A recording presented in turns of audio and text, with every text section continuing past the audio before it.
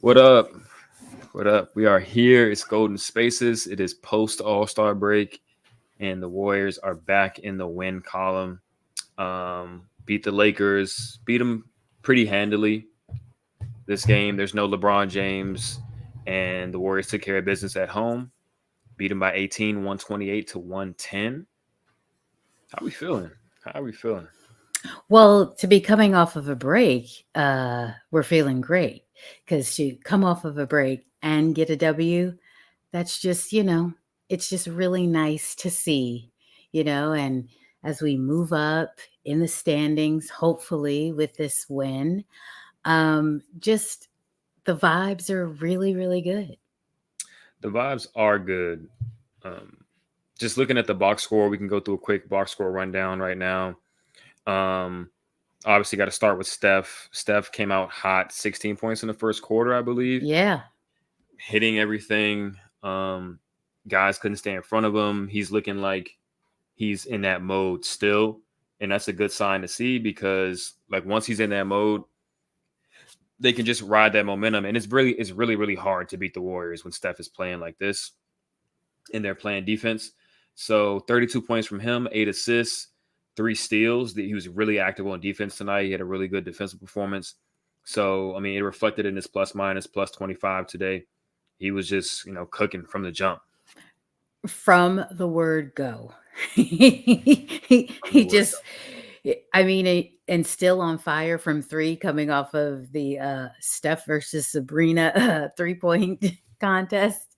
Yeah. He's still looking amazing, and he will be 36 next month. We're going to say it just as much as, someone on the other team where they're Right. always talking about year 21, he's doing it at 40 practically. So, he's doing this. And I think someone put out there, I don't know if that was you, Justin, who had said that Stephen at 35 looks way better than what the person who didn't play tonight looked at his 35.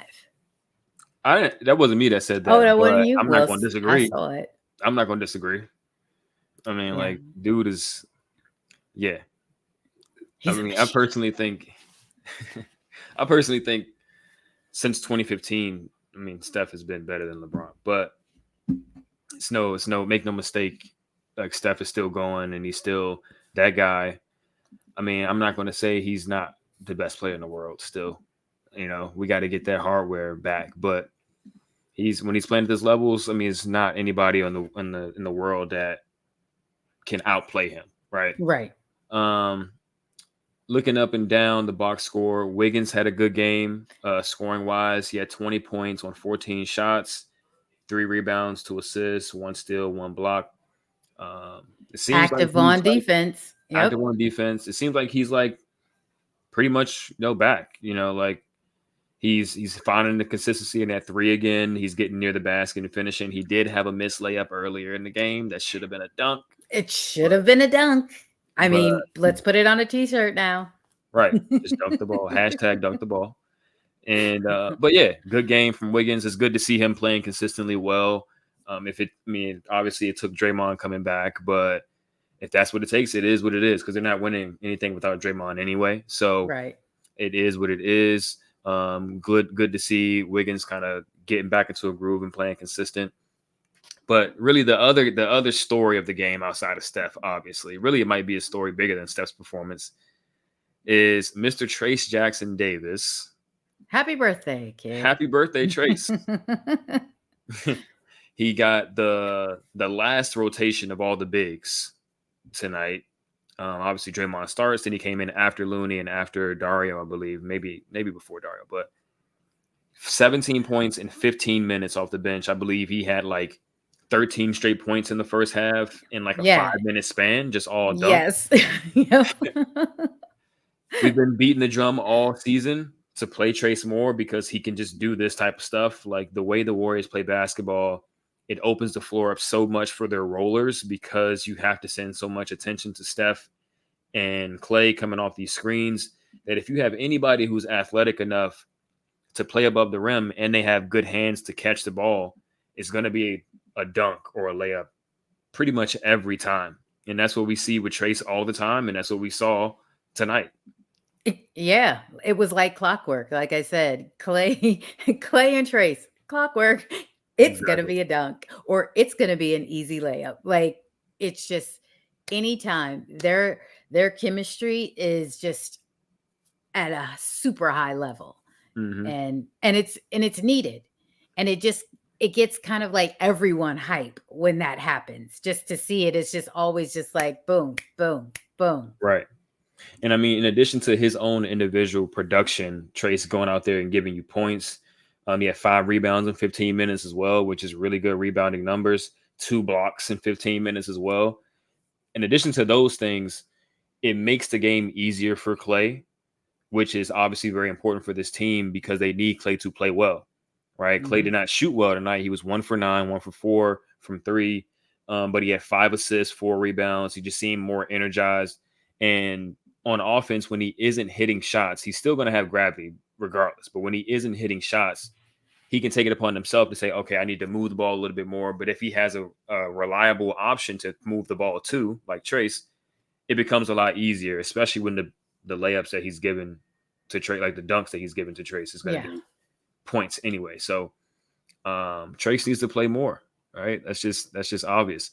And then even if Trayce isn't finishing, if they start to adjust, he's shown the ability to make the pass out of the short roll to the Right. corner to the open guys. So I think it just makes the most sense offensively to play him, and obviously to play Dario and Loon less because I mean, Yeah, I love those guys. it's obvious. They just don't have it consistently anymore. I mean, they just don't have it, period, really anymore. But maybe they have it every now and then, like when you call on them. But they should not be in the rotation over Trayce at this point. I think it's pretty obvious. Yeah, especially in this game.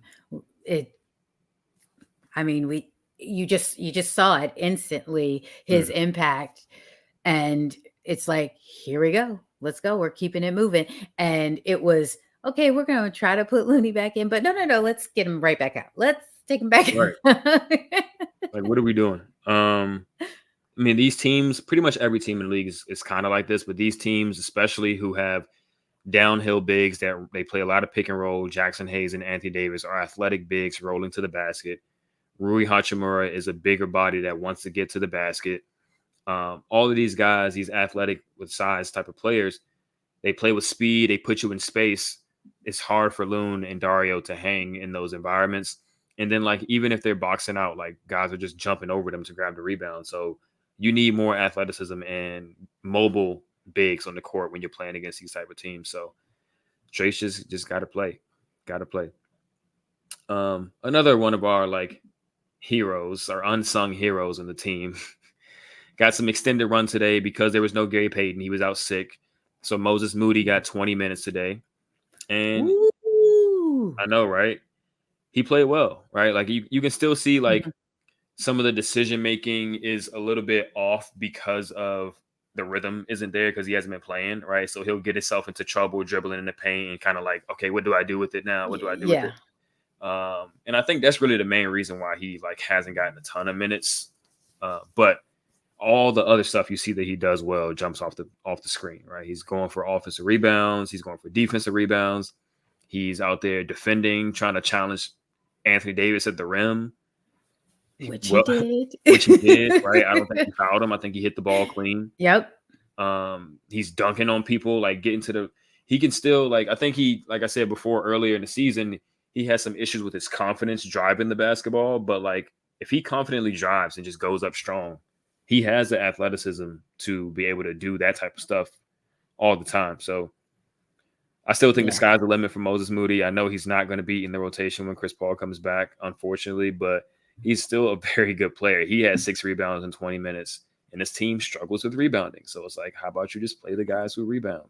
And he gets in those passing lanes. He deflects a lot of balls. Like just Mhm. took the ball out of I can't even remember who that was. He just took it right out of his hands and we're off to the races. But just, and then his shot will come because he did get some open looks. They did set him up for that.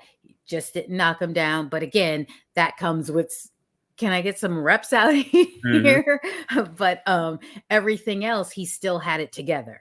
So, and it Exactly. was good that he was playing with Klay. We saw Thank a you. lot more of that now. So hopefully that kind of opens the eyes to the coaching staff to be like, you know what? Let's get those two in together along with Trayce, because you just saw that whole mix, and he was out there with Curry, Klay, and it was Moody, and you had Andrew and Draymond, I think. So that was even a good flow in there too. So because you've got those big wings who can Exactly. defend. So yeah. Exactly. I mean, I think Moody should be kind of like not backup 4, but like kind of like a backup 4 for them, right? Like Mm-hmm. Looney should probably not play over Trayce at all, right? So Trayce should be your backup center. Dario at this point probably needs to sit for a little bit until you really, really need him, and you're grasping for anything, and you can throw him in there and see if he can regain his spot back. But that backup power forward spot pretty much should be like Moses Moody / Klay. You know what I mean? If Mm-hmm. Klay's going to consistently come off the bench from this point on, I mean, Gary, Moses, and Klay should be your 2 through 4, all switchable. Like they can all play the 2, all play the 3, all play the 4 type of thing.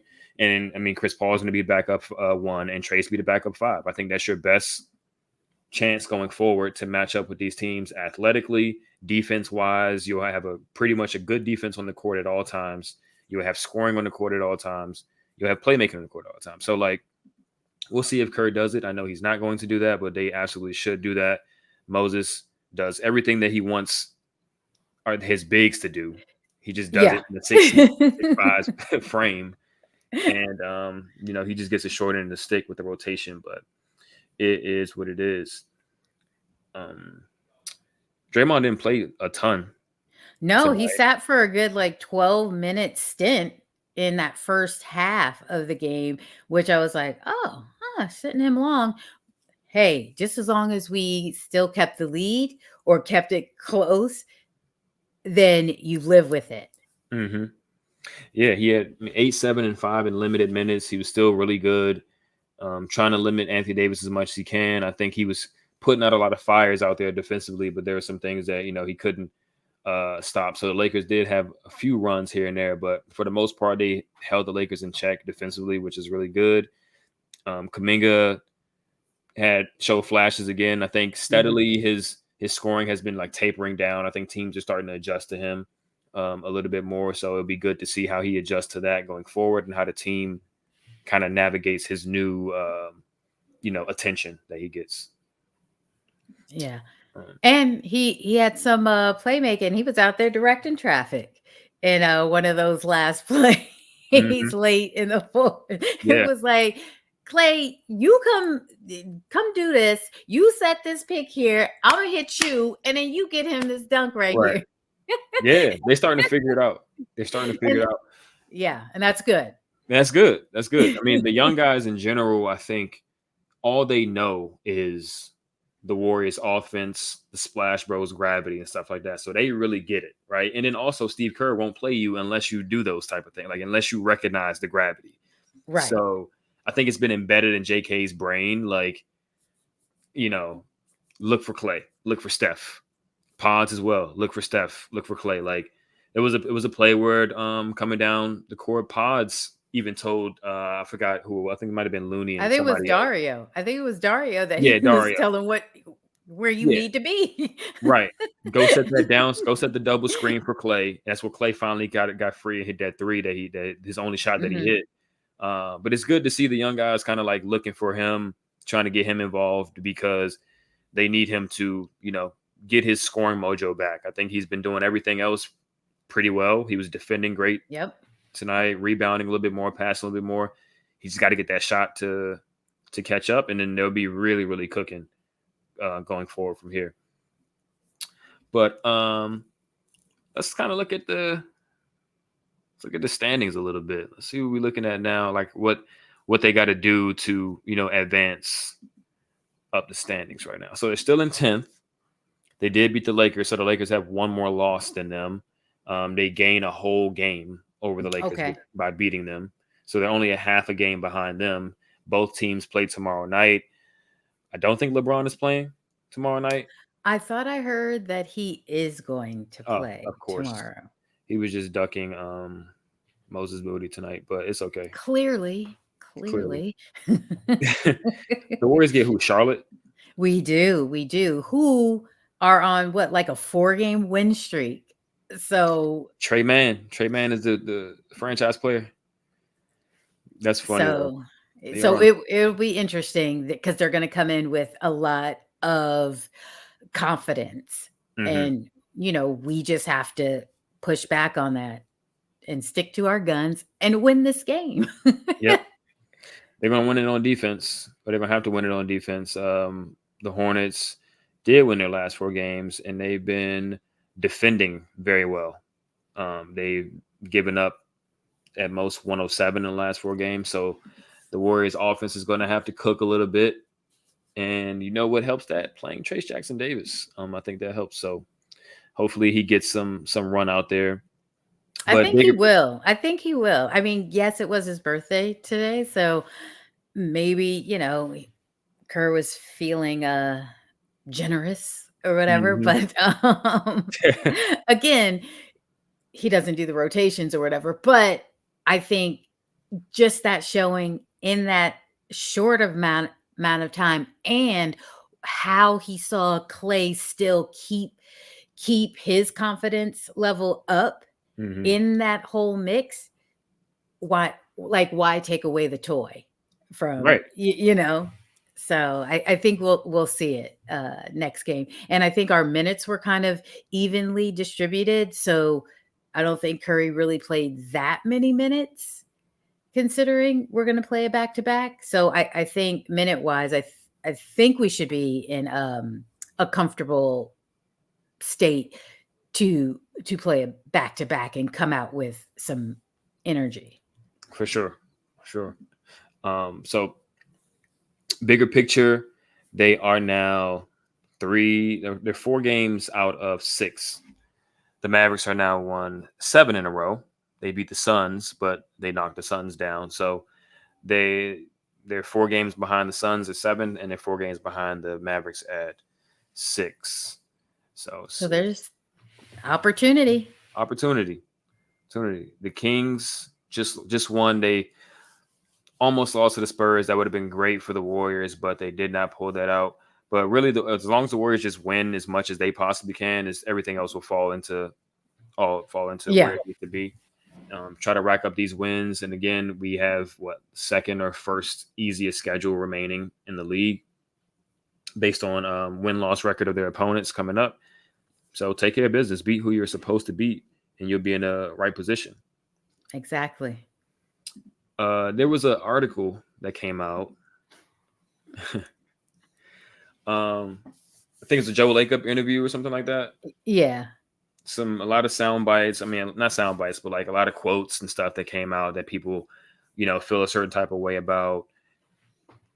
Pretty much they're alluding to Joe's like insistence on this second timeline plan and how we're never going to be a bad team and young guys are going to carry us into the next wave and all of this stuff. It was funny because I saw like one of the quotes was like his plan was derailed by the 2022 championship, which is just a hilarious quote. It's like whoops, I didn't know that was happening. Yeah. Like whoopsies. I guess we got to do this later. Like we're winning championships now. I guess I thought the whole point was to win championships, which is why it's so funny to me that they kind of took that stance. What's your opinion on like Joe, the second timeline plan, like how he's gone about, putting guys in a position to build this roster and like just overall the direction of the franchise for over the next few years? Well, I think what he's trying to do, like he's coming from a good place because like he said in that article that we're never going to bottom out. Like that is not going to be who we are as an organization. So if I've got to spend here or if I've got to spend less over here just so that we like basically that we are always in the mix no matter what. So I think the idea of, all right, I'm trying to get these pieces because you guys are going to get old, but I need for us to always be in people's mentions, always be, at the forefront of everything basketball. Like, no, I want you to be talking about the Warriors always. Like, I don't want that talk of, well, they don't have it. They're going to, they didn't make the play in. They're sitting at the 12th seed. Dynasty is officially over. Like he doesn't believe in that. So he has confidence in the product that he is trying to, just keep top tier. So I get it. And, sometimes you don't get the right picks sometimes. They don't always work out, Wiseman he just didn't have it, and that's okay because you don't hit on all of your picks every single time. So I'm not mad at his thought process in going into that because yeah, you do want to shore up that you can still keep this puppy going. But it's kind of like it needs to be a collective like thought process where everybody needs to be on the same page. If I'm going to be doing this as the owner, I need my coaching staff, I need my players as well to be on the same page to make it all work. Yeah, I think in general, a lot of the Warriors fan base has issues with the way Joe approaches things. One, because like you're thinking about too far ahead in the future when you have Steph, who's a generational talent right now, Right. and trying to maximize the future or like never bottom out at the expense of building the best possible roster today for Steph in this core. A lot of people don't have, a lot of people don't like that. I'm included in that, but there is like a middle ground, right? Like there is a way where you can have a second timeline, right? And the first one and it converges together to make something that's, special, right? We're looking at Jonathan now. We're looking at Brandon now. We're looking at Trayce now. We're looking at Moses now, even though he should be playing. And these guys clearly can help contribute to winning today. Right. And they have, right? When it comes to things like hoarding a haul of picks and stuff like that, and, even after the 2022 championship, they said, okay, we're going to let Otto walk. We're going to let Gary walk. We're going to let D. Lee walk. We're going to let Juan Toscano Anderson walk. We're going to let Nemanja Bjelica walk. These are all guys who played very vital pieces in that title, whether it be in a regular season, whether it be on the bench, whatever the case may be. We're going to replace those guys with more kids. First of all, Patrick Baldwin Jr., Ryan Rollins, an empty roster spot. We're going to keep James Wiseman and double down on James Wiseman, even though like he's clearly, probably not going to be that good. And at that point, his value was so low that it wasn't much they could do to get off of him. But I mean, they could have did something just to keep Gary. But anyway, they doubled down on that plan and added more kids, added an open roster spot, added even older Andre Iguodala. And that kind of took them out of the position to compete for more championships. So it's like it gets to a point where like you're hurting your current roster trying to prepare for the next one and the next one and the next one. So I think a lot of people don't like that. Yeah. And, when it comes down to like trade deadline and stuff like that, and they're not very active, it rubs a lot of people the wrong way because it feels like you're just not doing all you can to help Steph in this current moment. Yeah. I mean, I can totally see that as well. But then also he is one that does pay. It's just like, hey, if you really want this, then okay, I'm in. You know what I mean? And not a lot of owners are willing to write that check. You know what I'm saying? And say, all right, go for it. And he does. But again, you don't always hit on everything. And he thought they were done, and turns out, oh well, not just yet, not just yet. We still got some winning to do. So and I think right now you're seeing that. You're seeing that, okay, because he was not willing to give up Kaminga, even though, yeah, he wasn't willing to give up Wiseman. But like, you can tell Kaminga, oh no, no, no, no, no, no. Because if you're coming sitting in on press conferences that you don't come sit in on ever, because Kaminga did not get to play in a certain game down the stretch, that's how you know. I'm in it. Let's go.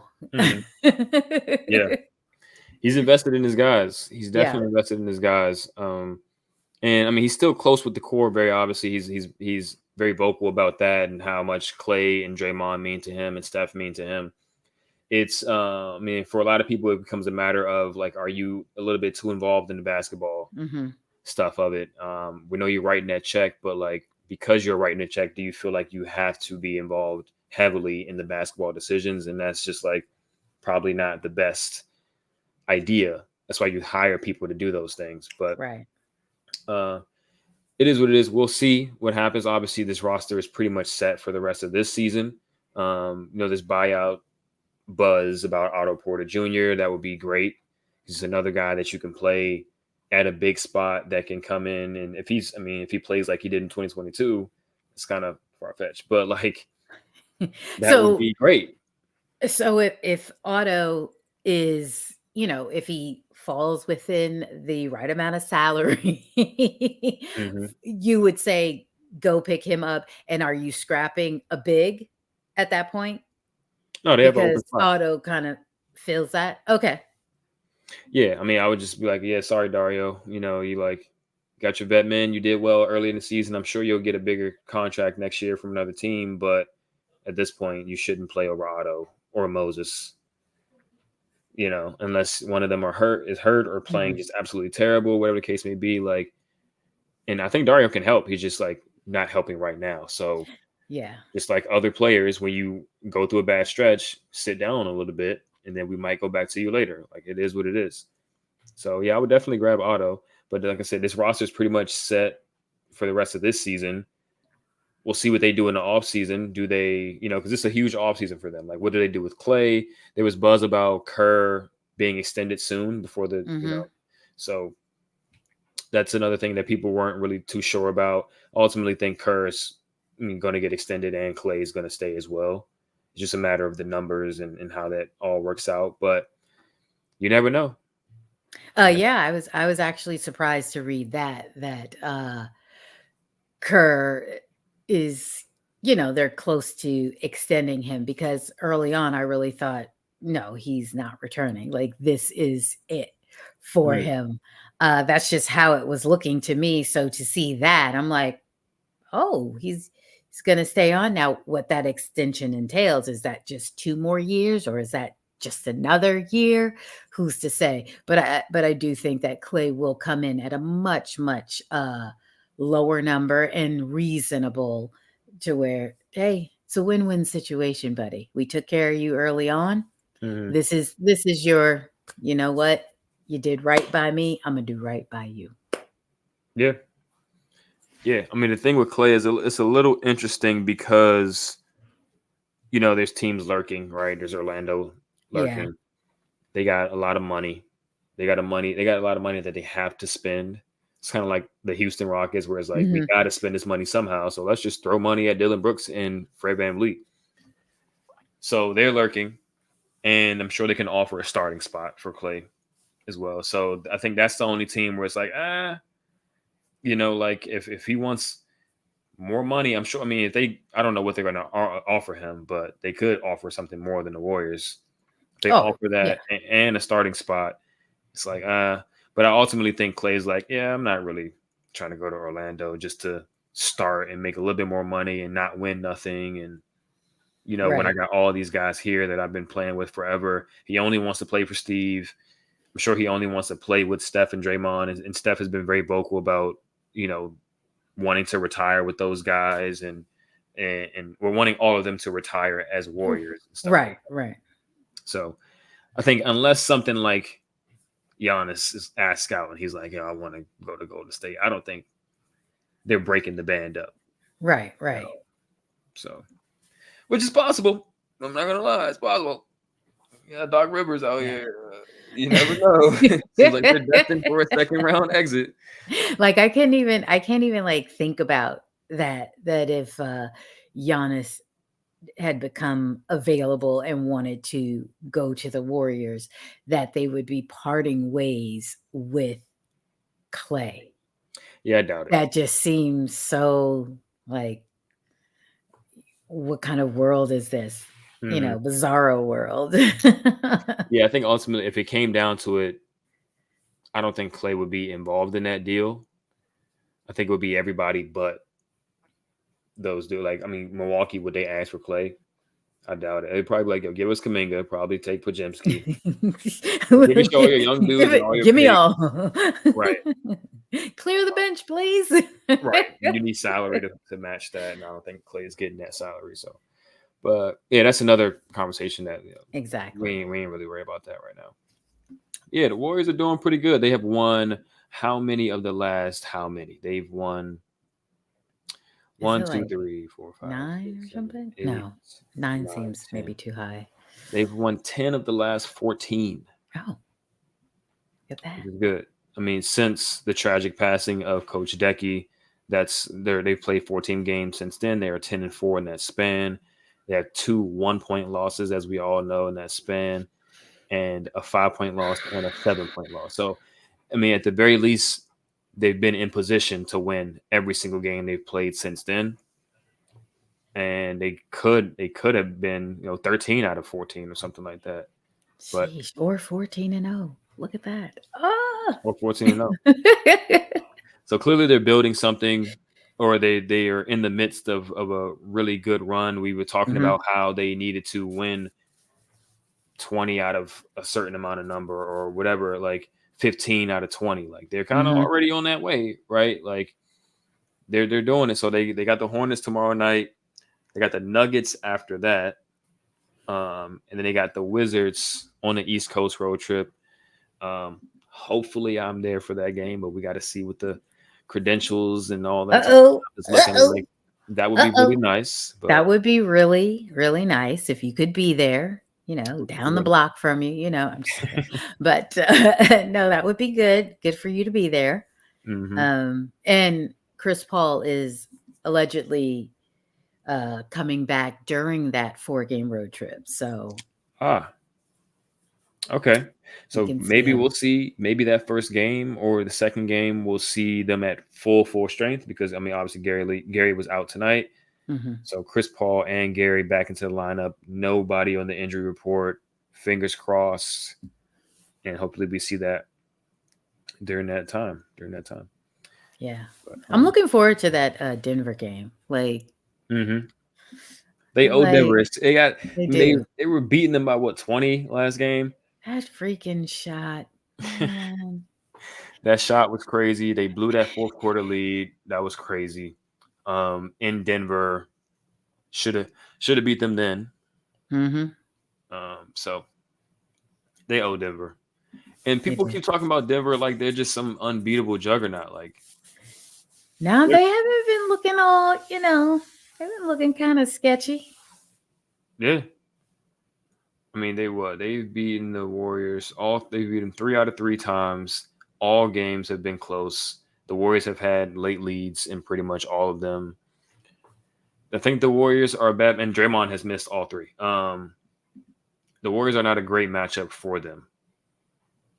And I said this in the offseason, and people were like, whatever. Jokic is the best player.